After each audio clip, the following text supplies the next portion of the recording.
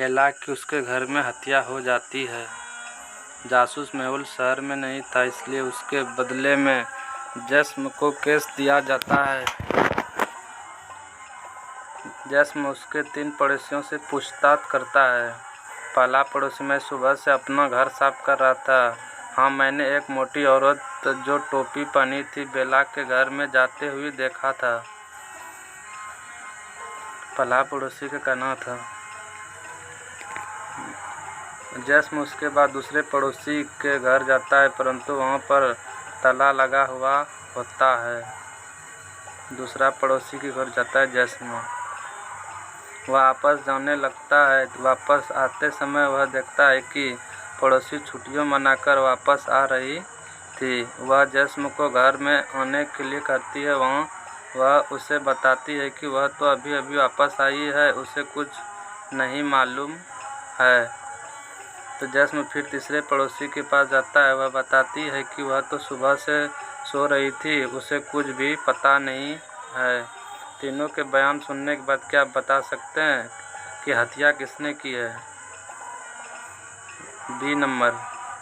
अगर दूसरी पड़ोसी अभी अभी छुट्टियों से वापस आई है तो उसके घर में रखा खाना गर्म कैसे है? मतलब वह झूठ बोल रही है। दूसरा पड़ोसी। डिपार्टमेंटल स्टोर शहर का सबसे बड़ा खेलकूद के सामान का स्टोर है। सबसे बड़ा खेलकूद का स्टोर है। डिपार्टमेंटल स्टोर शहर का सबसे बड़ा खेलकूद के सामान का स्टोर है, मगर उसका मालिक स्टोर में लगातार हो रही चोरी से परेशान रहता है। चोरी से स्टोर में हमेशा बहुत भीड़ रहती थी, इसलिए चोर को पकड़ना मुश्किल हो रहा था। एक दिन स्टोर मालिक स्टोर में लगे सभी सीसीटीवी के फुटेज जांच करना तय करता है। तो इन तस्वीरों को देखकर क्या बता सकते हैं चोर कौन है? जी बता सकते हैं चोर कौन है? 3 नंबर चोर है।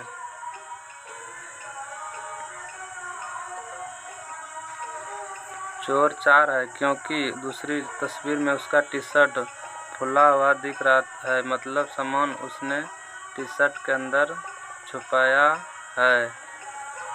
4 नंबर। 3 लेडीज एक जेंट्स था। चौथा चोर है। एक सीरियल किलर पेरिस की सड़कों पर घूमते हुए महिलाओं को अपना निशाना बना रहा था। पहले दिन वह जेस की हत्या करता है, दूसरे दिन वह रोजी की हत्या करता है, तीसरे दिन वह लिली को मारता है। तो पुलिस किसी तरह उसकी छुपने की जगह का पता लगाती है, पर उसे पकड़ने में नाकाम रहती है। पुलिस मेहुल को मदद के लिए बुलाती है।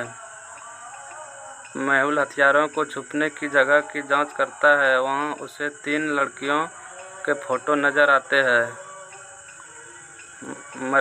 मरिया मेरी किराया।